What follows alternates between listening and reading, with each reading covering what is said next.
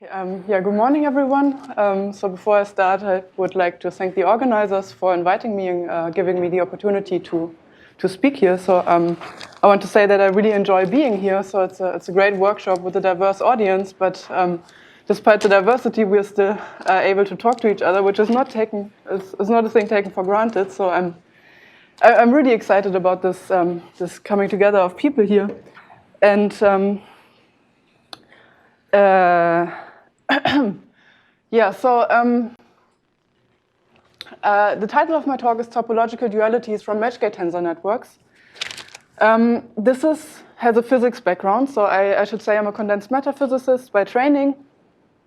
And what this work was originally about was to come up with a way to identify a relationship or relationships between three different physical systems. And by relationship, I mean having a notion to really transfer one statement made on one system to a statement on the other system. So having like a way to infer all of the knowledge of one system to the other system, which we call duality. And to be able to do this in a very kind of concise and efficient manner. But for the purpose of this workshop, I decided to tell the story from a more mathematical viewpoint, or more like addressing more within the context of themes that are quite prominent throughout this workshop, which is more like complexity theory, algorithms, how difficult it is to contract a tensor network, things like that. Okay, and so to set the stage, we will start with a very general observation, which is that the contraction of a 2D tensor network is hard. And to be a little bit more precise here, let me say, instead of 2D, I really consider a tensor network on a planar graph. Okay, so in this workshop, we have heard a lot about how we can still do some, treat this problem for practical applications, how we can do approximate contractions, and what are the cleverest way to do so. But in general, this is a really hard problem, so the complexity class is sharp P, and we all know that contractions of 2D tensor networks is really hard. Okay, so that brings about a natural question, which is, what are the easy instances? Okay, so in general, this is a hard problem, but there must be cases where this contraction is actually quite easy. And by easy, I mean there's an algorithm such that the computation, so the contraction, can be done in a runtime that is polynomial in the number of tensors in our network. Is exact or? Yes.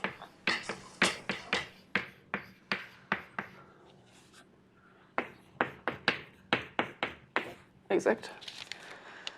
Okay, and unfortunately I can't answer this question in full generality, but I can discuss some classes of tensor networks which I understand more or less well, for which the contraction actually becomes easy. So there are two examples of easy instances. The first one is what I would like to call topological tensor networks.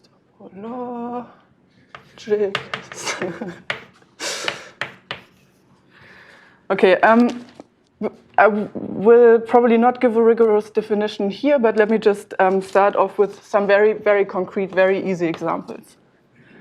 Okay, so I define a special kind of tensor, which we have already seen before. So this is we've seen it in the unit tensor, in this notation.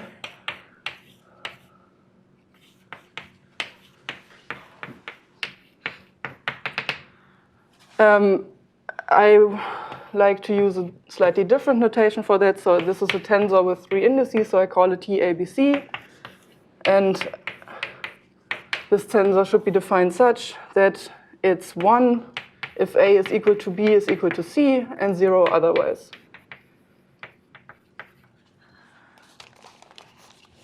Okay, so this is a very stupid tensor. So, and then all I'm saying now is that I have a network composed of only this type of tensor. I can compute this very efficiently. I just can give you the answer right away. So how does this work? Well, 2 of these guys will just give you the same guy, just with more indices, same rule, just generalized to more indices. And this also holds for graphs with a self-contracting loop, so this will just correspond to this thing. And then finally, if I have a completely closed object, this will correspond to a number, which is, say, D, where D is the dimension of these indices. So this is an index. All of these indices range from 1 to D, the bond dimension. So whenever I find a tensor network with all indices contracted, so no open indices, I know exactly how to compute these graphs. And why do I call this topological? Well, if I give you some tensor network without open indices, composed only of these arguably slightly stupid objects, then the result of this computation will give you the number of connected components. Okay, so this is counting connected components. So to perform this computation, I actually don't need to perform any computations except for figuring out what the topology of this graph is. Okay, slightly less stupid example, but still quite stupid. Now, these tensors are filled dots, so they are black dots, and these tensors have an empty dot. So this is a new type of tensor, new symbol. How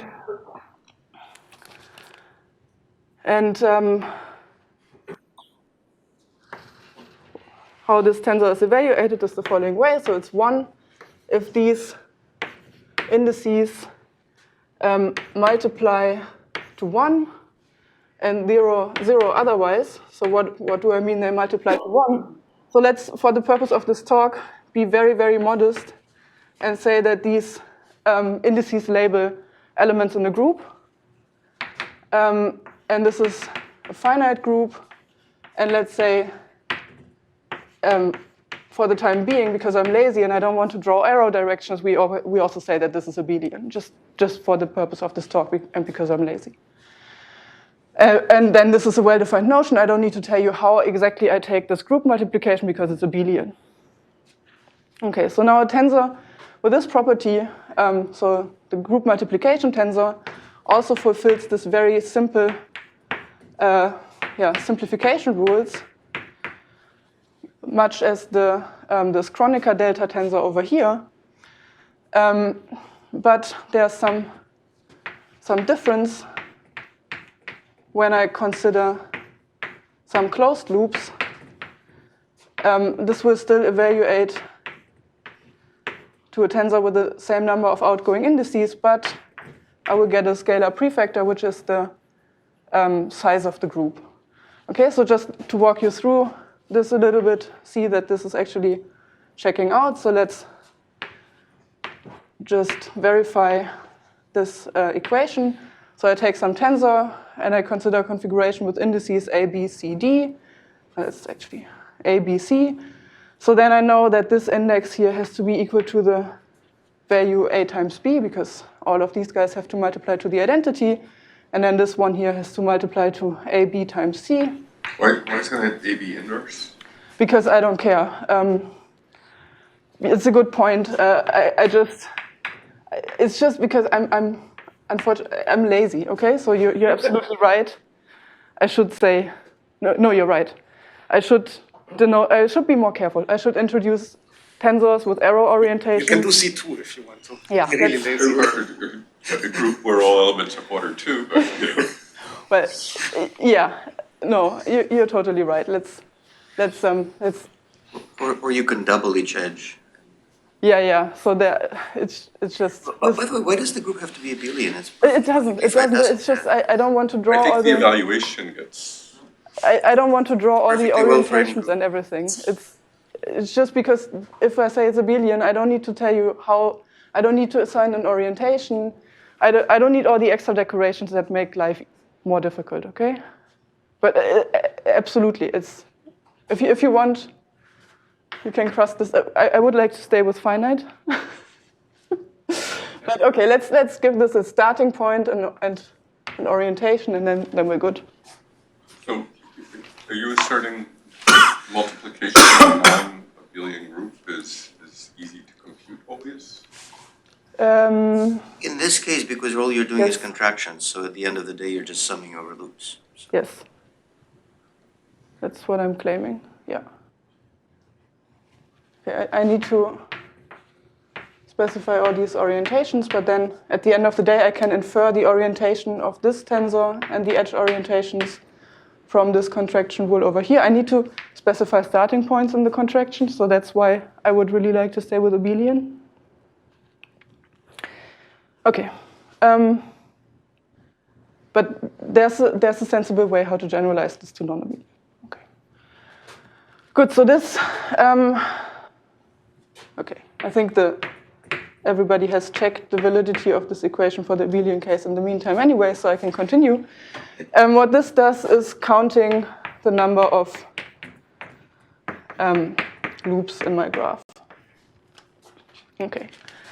I can generalize this notion of what it means to be a topological tensor network and make it a little bit more formal by saying that a topological tensor network is something that computes a topological invariant of a manifold. Oh, there's a thing. Okay.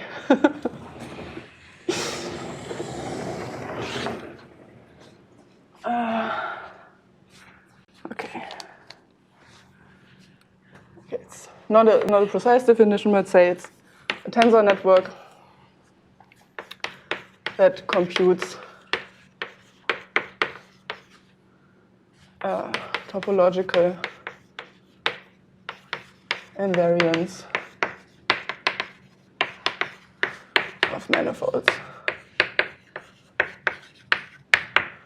Okay, and the way how these computations become easy is basically the following. So instead of performing a contraction where I actually multiply some matrices or do some actual computational operations, I just look at the graph and simplify it as much as I can before I hit some topological obstruction. So if I have a hole in my system, I can't simplify this any further.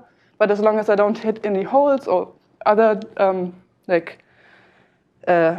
kind of higher dimensional holes, I'm good.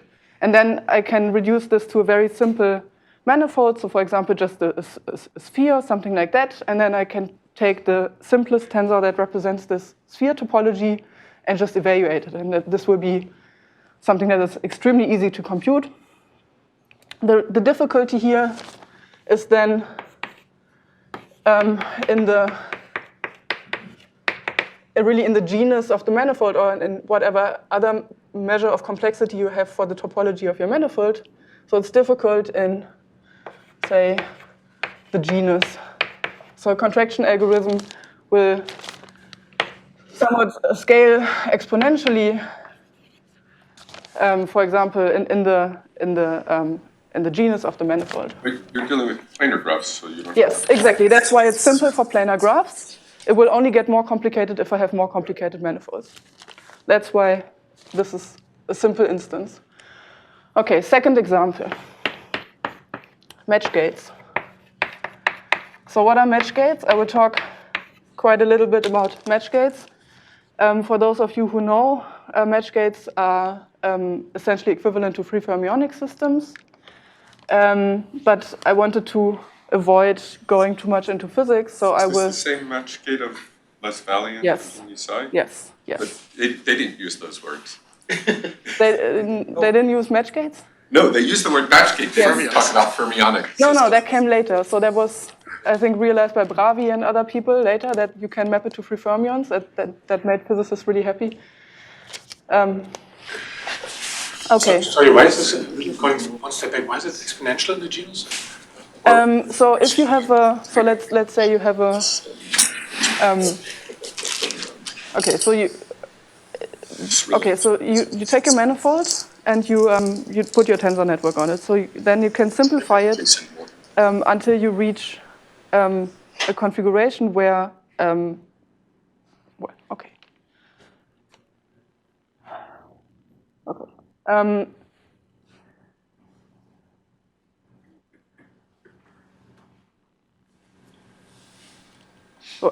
it's a TQFT, right? And Yeah. So I'm just trying to okay. So you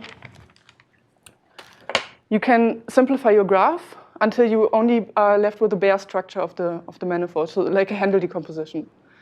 And then this graph will have the number of tensors that you have in this graph will be proportional to the number to the genus. And you have some bond dimension, and then you need to do all these matrix multiplications. So it's probably a bit better than this in reality, but it's no longer efficient in the same way. Also, the question on the previous. So the complexity may change in dependence on how I choose the order of the contractions, not just on the graph. Yes. I mean, not the complexity. So, well, not okay. It's always assuming worst case. So, so we play a game where you have to provide me an algorithm that does the contraction for any input that I give you, and I will give you the most difficult input. And then it's your task to find the most efficient contraction. And if I give you a very complicated manifold, then you will not be able to find an ordering such that you get away with a polynomial algorithm. Okay, but for the classic sample one, the algorithm would rather be to determine the genus of the surface. Yes. On which you're. Yeah, but this is a hard problem, right? finding the genus of the manifold. It's not necessarily related to ordering of anything, right? It's really just you have a triangulation. And no, but I think if you like, there's still a way how to. Once you have a manifold with a certain genus and you have the tensors associated to it, you want to put them in the right order so that your matrix multiplication is not, if you actually do the contraction via matrix multiplication, it's not worse than it has to be. I don't know. I mean, it could be that this is, I mean, just take a square lattice, right? Yeah. Tensors, exactly, it's hard. But if you know you have these tensors, you compute the genus, they're not torus, you know what you get. So it doesn't mean no. What do you mean? You know what you get? So let's say we are in this like stringnet land, and we're in so we go to one dimension higher, and we're talking about the generalized genus in three-dimensional manifolds. And what I then need to do is, the tensors would be given by some f symbol, and I would need to compute the contraction over all these f symbols. And this is not. This is a computation that I actually have to do because this f symbol is some index, so it has a bond dimension. Can be a high bond dimension object. And then I don't understand why example one tells you it's easy in these cases if you do it by actually contracting, because then you still have to figure out an efficient contraction order. I mean, I thought the reasoning is that these are easy to contract because you understand how they work, and then you can reduce it to computing something like the genus or so. No. So sorry. So this is okay. So these are easy instances because I have rules that work locally, and I don't actually need to perform the computation as long as there are no topological obstructions. So in a way, you are right that this is not maybe the best example because it does compute something topological, but the hardness of the computation is extremely mild because for each loop, I need to multiply one number. So it's the number of scalar. So so it's difficult in the sense that the more loops I have, the more multiplications my computer needs to do. Mm-hmm. There's no exponential growth of Hilbert space. So. No. So if we combine two such tensors, the tensor network contraction is still easy? Or Sorry? if we combine these two type of tensor together for in one tensor network, Yeah. is still the contraction easy? Or No, because I think they don't go so well together. But I will come to this in the talk.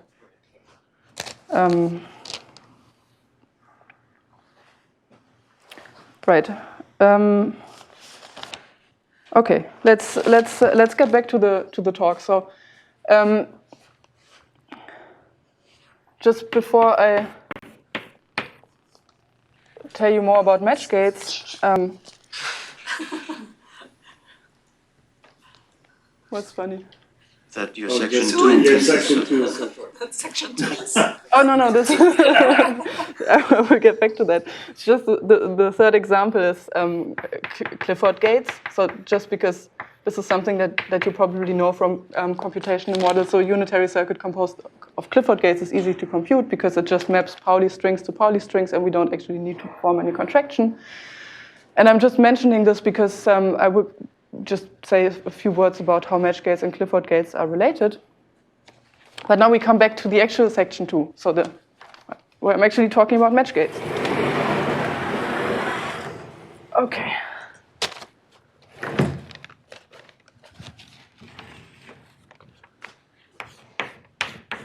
Match gates. Okay, so computation of a Matchgate tensor network is easy because it can be mapped to a problem that is known and solved. So the contraction of a Matchgate tensor network corresponds to a computation of a matching sum. So what is a matching sum? So if I have some graph,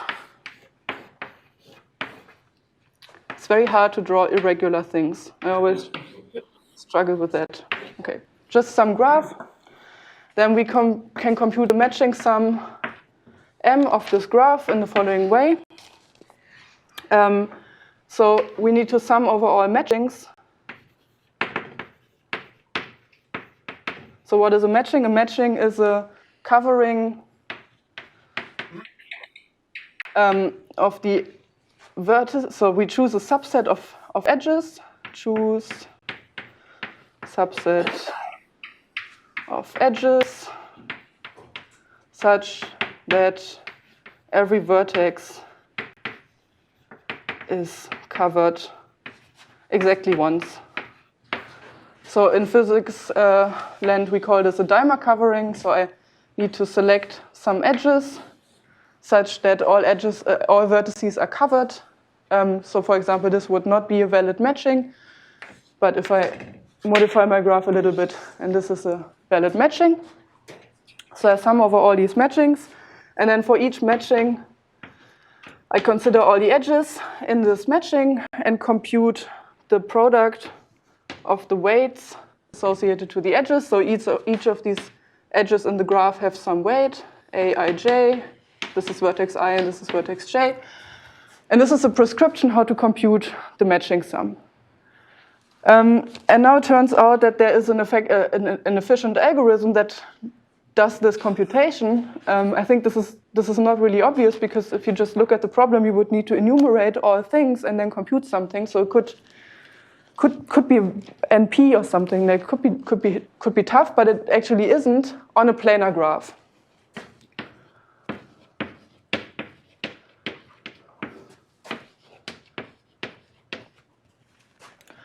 Okay, because if you're on a planar graph, there's an algorithm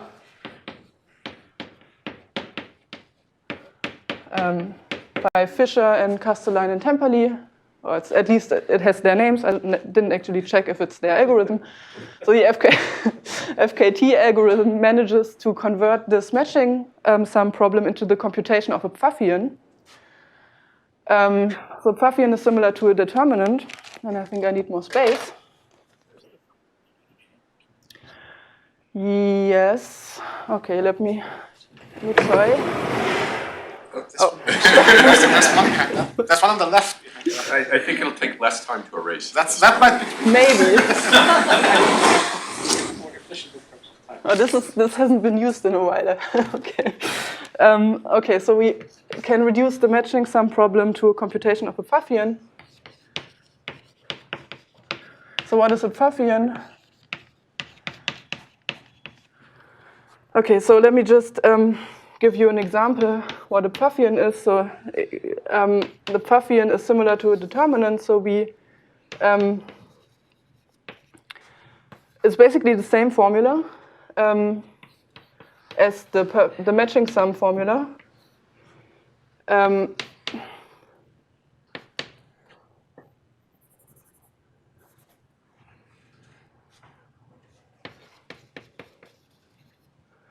It just looks worse, actually. So it's really surprising that this gains us anything. So this is the same formula, but now there's a sign that depends on which subset of edges I choose. So for some edges, I need to choose a plus. For some edge subsets, I need to choose a minus. So this is horrible. But the good thing is it looks very much like a determinant. So it's something that you compute for antisymmetric matrices. Otherwise, it's 0. 1, 2, 2, 3, 2, 4. Okay. So for an antisymmetric matrix, so here I have all the negative entries, minus A1, 3, and so on and so forth. So the Pfaffian of this matrix, let me draw the corresponding graph. So this is not planar, but that's fine just for the illustration of what a Pfaffian is. So let me just illustrate the connection between a Pfaffian and a matching, okay? You can make it bigger. Yeah, but not as Free edge. as soon as I think of it as being embedded into something else, then which is what? Okay. So let me just give you the computation of this formula explicitly. So there's one matching which is taking this edge and this edge. So this will correspond to these matrix elements A12 and A34. Then another matching is both diagonals. So these are these two matrix elements, A13, A24. And then I have these two parallel configurations. So this would be A14, A23. And you see that it's very similar to a determinant. So you choose your favorite row and you do this expansion formula for determinants, starting just iterating through all the rows. But you skip one, so you don't go through all the rows, but you sort of go through every second row. Okay, so still kind of magic that you can also compute this efficiently. Well, right? no, It's because just if that you it's have a skew-symmetric matrix, its determinant is a square, yeah. and the Pfaffian is the square root. yes. So you know it's efficient. No, you know it because it's so well defined. Oh yeah, no, I don't.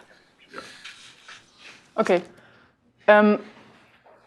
Right, so the Pfaffian is related to the determinant of this matrix by a square.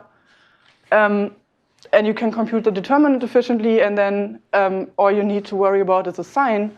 But if you want to compute a perfect matching of, so if these weights are all positive, then you're safe.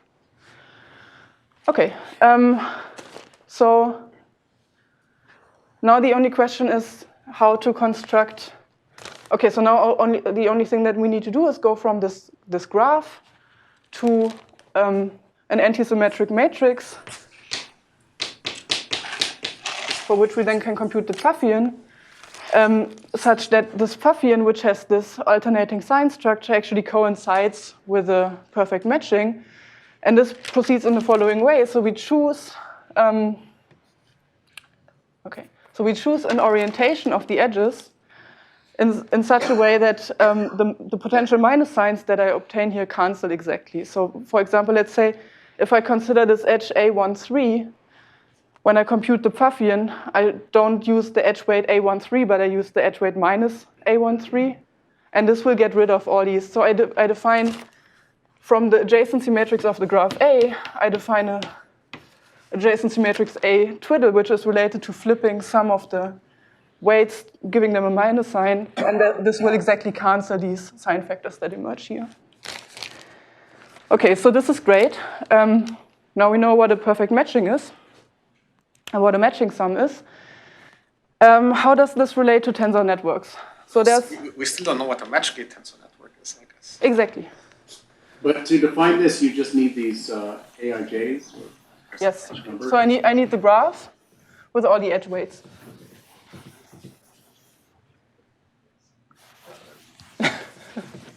You're impatient, I think.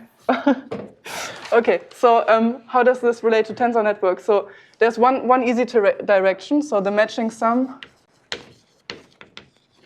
problem is a tensor network contraction. So this direction is really straightforward. Basically, all you need to do is you say that each vertex in your graph corresponds to some tensor, and this is happy when the sum of the incident indices is exactly 1 and 0 otherwise, ijk. Okay, and then this is what the tensor that you associate to the vertices of this graph, and then to the edges, you assign the weight. So if this is an edge connecting vertex 1 and vertex 2, this tiny tensor just carries the weight of this edge, A12. If the value is 1, right? And if it's 0, So the carry means it's a diagonal matrix It's a containing diagonal 1 matrix. and A12, right? Yes, yes. Yeah. And, sorry, what are I, J, and K ranging? Oh, yes. Just occupied, unoccupied. So this is a sum over, okay, we're just trying this out. So we just say edge occupied means index 1, edge unoccupied means index 0. We just brute force go through all combinatorial options, and this tensor will spit out the ones that actually match the matching condition. And then we have these tiny matrices that give us the right weights for the edges. Okay, so this is the easy direction. Now so if it has more than 3 vertices or 2, if it's the equivalent definition, sum over all of them. yes. Okay, so this is the easy direction. So we know how a matching problem or matching sum computation can be written as a tensor network. Now the direction that is actually non-trivial and quite interesting and quite cool, and that's the stuff that Wayland did, is to ask which tensor network contractions can be recast as a matching sum problem and then solved by FKT algorithm. So now I'm looking for the inverse direction. So and the answer to this question is Matchgate. So you can think of this as a definition of Matchgate or Matchgate tensor network. So Matchgate tensor network is a tensor network which contraction can be computed by using the FKT algorithm. So by matching it to a Pfaffian computation of an appropriately chosen matrix.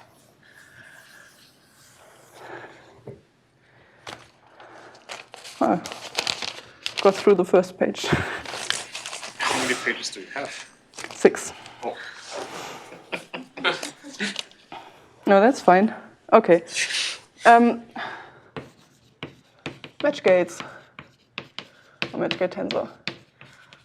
Okay, so let me just give you the idea. So if I have some general Matchgate, some tensor network. So these are some general guys, not the ones that we already know.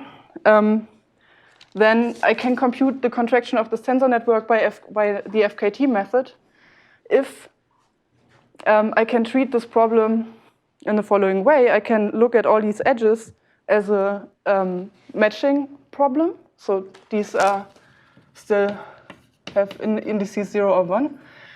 But then each of these tensors will actually serve me the result of a computation of the matching problem of a subgraph. Okay, I'll say this again. So I can replace this tensor network by a graph in such a way that the tensor will spit out the matching problem of the subgraph.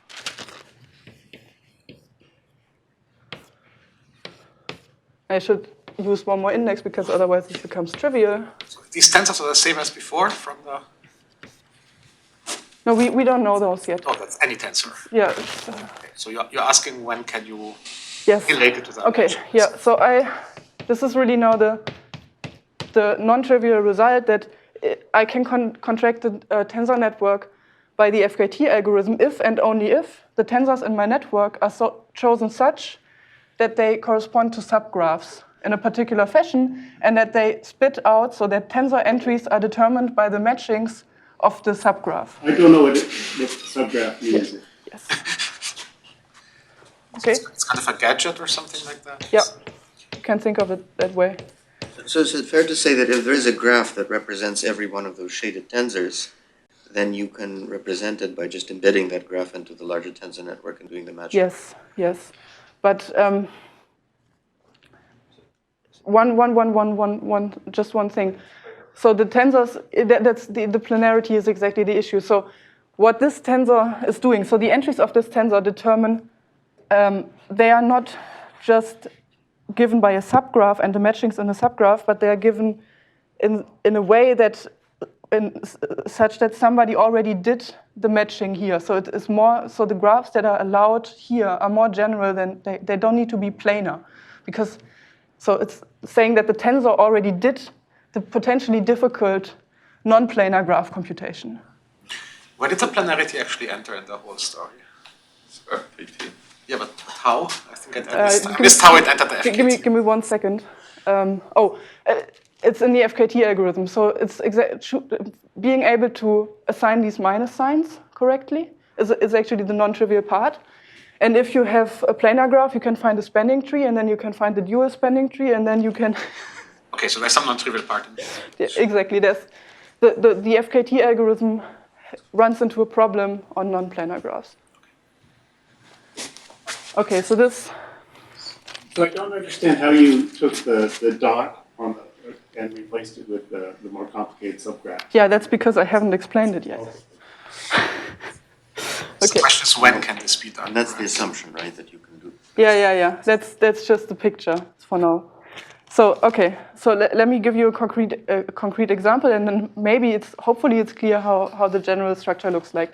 So this is a tensor with 4 indices. It's 1 dimension 2, so I have 2 to the 4 coefficients that I need to specify, and I'll now give you the recipe how these coefficients are computed from this tiny graph. Okay, so this 0, 0, 0 thing corresponds to just delete all of the vertices of the subgraphs where you have zeros at the incoming indices. So this is an empty graph. And you associate to it the number 1. This is not very interesting and not very revealing. Okay, but these are the things where it becomes more revealing. So now we look at this tensor entry. So this is a subgraph where all vertices are deleted except for one vertex. It's a set thing. And we can't find a perfect matching for it, so there's no perfect matching. So the matching sum of this object is 0. And this applies to all odd entries. So whenever I have an odd number of 1s in my tensor, this beta vanishes. Okay, now we have the first non-trivial thing. So the tensor entry 1, 1, 1, 0, 0. This actually defines a non-trivial subgraph. It's a very small thing, but it's something non-trivial. So again, we're looking specifically at this gadget you do there, right? This is a general construction. So you can show that all tensors that can be computed by, and all tensors in a tensor network that can be computed by FKT algorithm have to be of this structure. But we're looking specifically at this picture and putting boundary conditions on it. Yes, but you can. So you always choose the complete graph. So if you have an n-index tensor, you choose the complete graph Kn. I'm still confused about the 4 zeros because I thought 1 means that they're part of a matching. So I would have thought that all 1 tensor is equal to 1 and not all 0. Yeah, this is a good point. So there are 2 different conventions. I think it would make more sense to actually think of it your way. So deleting when there's a 1 and not deleting when there's a 0, but it doesn't matter. It doesn't matter at the end of the day. Yeah. You have this flip somewhere, so you. Okay. It's So can you go back to the mapping from the complete graph, and then you say 1, 1, 0, 0, and how did you get the line? yeah. So whenever there are 0 entries, so this is. I'm sorry, unfortunate. Okay. So we have these indices of the tensor ij, k, l. So I use each index of my tensor to label a vertex in my graph. And when the tensor entries of the indices, so when the indices are set to 0, I delete the vertices. Is it fair to say that you're putting the particles in the vacuum somehow in vacuum occupancy, and that's some kind of a Wick formula, right? That's I guess the philosophy is that if there's a 1, it means that part of an outgoing dimer or matching, right? So Yeah. they don't have to be matched on the inside, so you can remove them from the graph, and whatever is left, what doesn't have a pairing with something outside, you have to match up inside. Yes, exactly.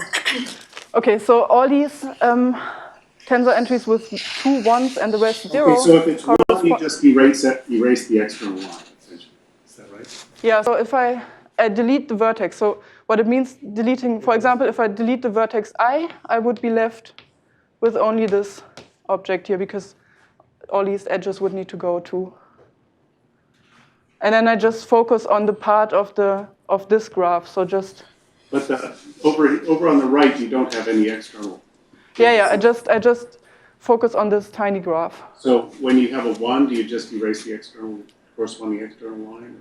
Well, I could think of having these external lines, but I'm only computing the matching of the internal graph, of what is left from the internal graph.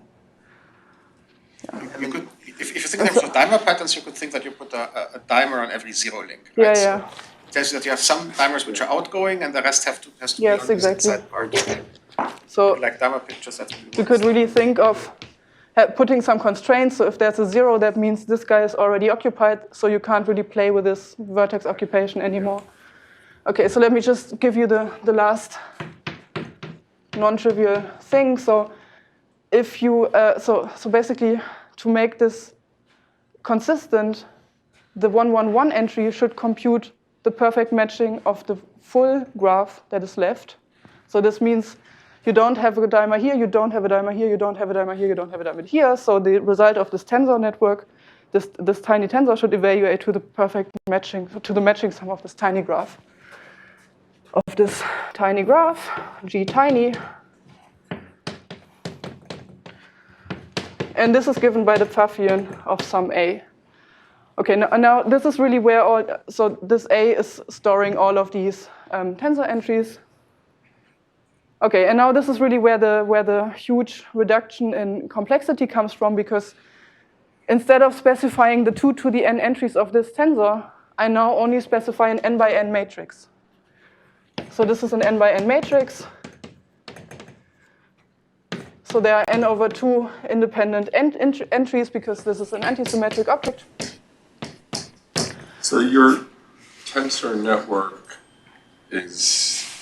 everybody has the same, every vertex has the same number of edges then, or Yeah, that's the most general structure. I mean, I can essentially make this.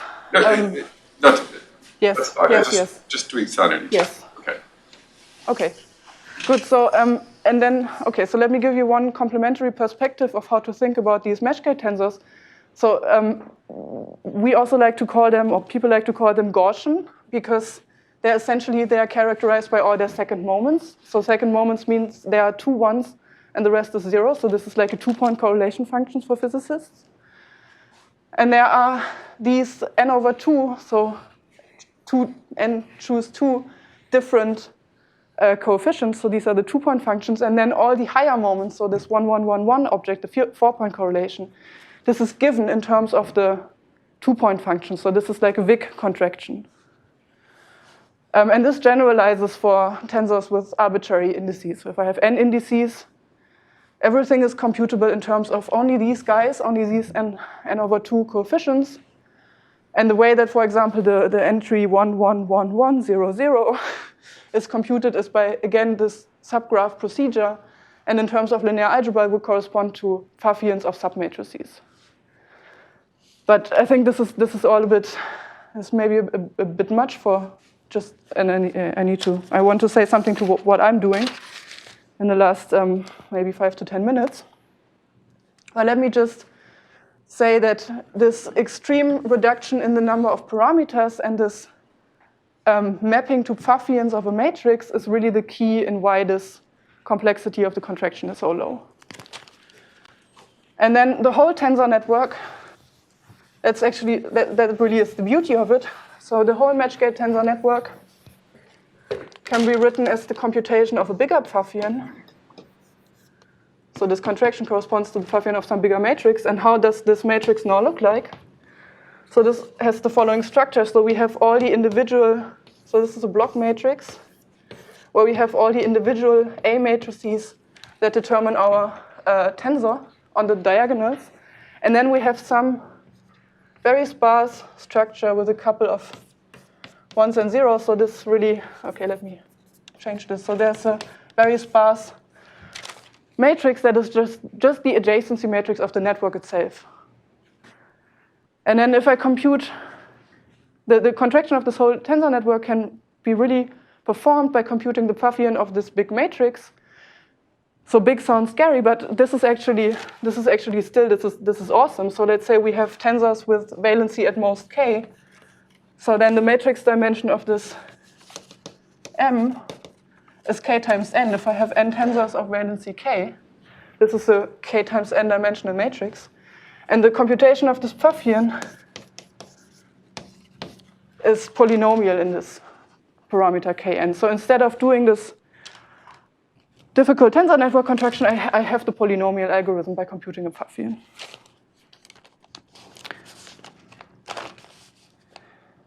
Okay, so this is the same reduction that you see in Hamiltonian systems when you go from a general many-body system to a free system. But I'm going to skip this. And I'm also going to skip the connection to circuits. But I'm happy to talk about it if anybody is interested. Let me just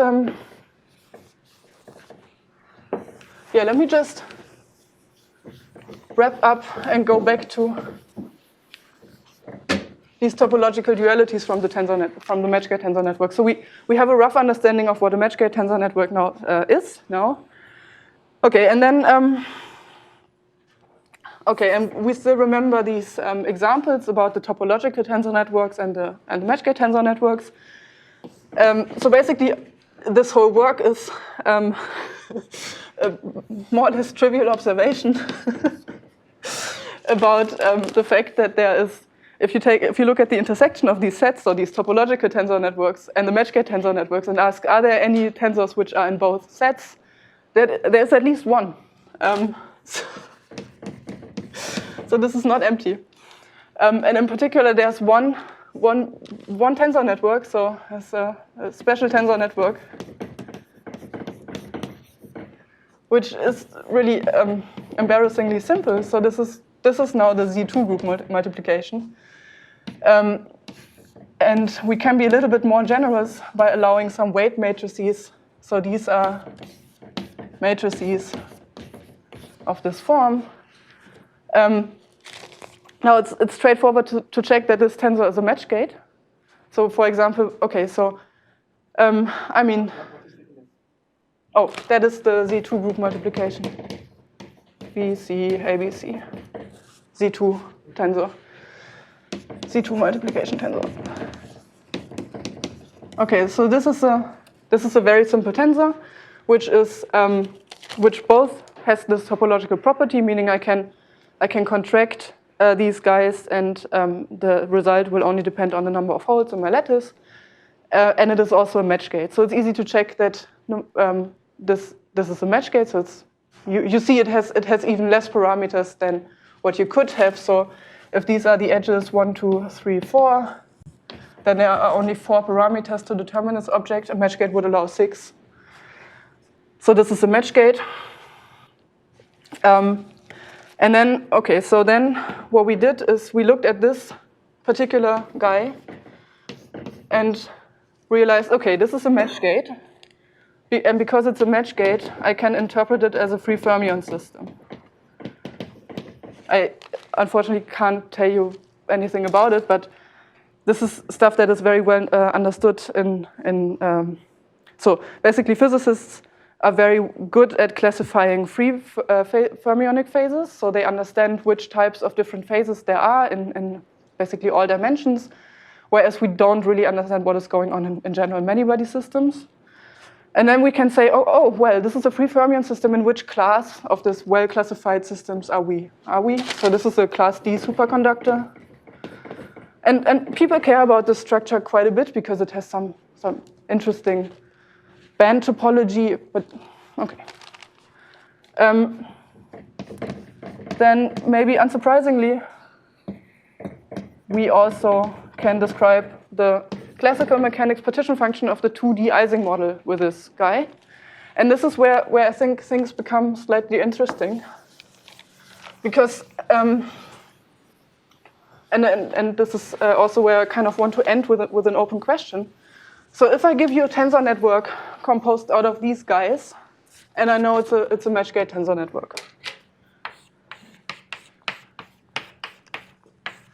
But then somebody who is very evil comes along and does a basis transformation. So this is my Matchgate tensor network. I look at this guy and I'm like, oh, great, this is a Matchgate tensor. But now somebody inserts on this edge just a basis transformation. So somebody puts a matrix W and W inverse on this bond. So now I have a different tensor network. So say and he's very evil, or she. So there's a W inverse here and some U, V, K, some like completely mixing up the bases. So then I have things that look really complicated, or potentially look very complicated. This is still the same tensor network, so this will have the exact same properties, but I don't see it. Like I look at that and I don't recognize that this is a free fermionic system. And so one way that we found this Ising model was by actually doing this. So we just wrote down an explicit basis transformation, such that this matrix, such that this Matchgate tensor network becomes, under this basis transformation, becomes the Ising model partition function. But I think, I mean, this is nice. So we can study this direction of taking a Matchgate tensor network and then playing around with basis transformation and accidentally stumbling across other physical systems that we happen to describe in terms of free fermions. But the really interesting open question connected to this is there any test? Is there any way to find out if a given tensor network is related to a Matchgate tensor network via basis transformations? To check that tensor network is Matchgate, or is equivalent to Matchgate via basis change. And I don't think that's an easy question, but I think, okay, so I think maybe it has some relations to these topological tensor networks, and I just have two hints for that. So one is that the computation of the tensor network construction of these topological tensor networks depends on the genus, or scales with the genus. And this is also the case if you do a general Matchgate computation. So if you want to compute the perfect matching, not on a planar graph, but on some graph with a higher genus, then the complexity of your algorithm increases by a factor of 2 with every bond that you need to remove to make it planar. So the complexity of the contraction is somewhat similar in both settings, depending on the genus. The other point is that these topological tensor networks, we actually have a test. We have a test for this. So basically, we can compute topological invariance if we find that this is a topological invariant where we know this is a topological tensor network. And related to this is the entanglement scaling of subspaces. So we know that if we have a topological tensor network, the entanglement entropy will grow slower than what we usually see, than the maximum amount of entanglement that we could see. And now, in free fermionic system, we observe a similar thing. So if you look at the page curve of a system, then the free fermionic one has significantly lowered entanglement entropy. But so this is extremely speculative for now. So this is really a question that I'm genuinely interested in and working on right now. But I don't know anything yet. I just have these two hints. But I think it's probably the most interesting question that is really sitting behind all these, like, say, accidental observations that we made. And yeah, that's it. So thank you.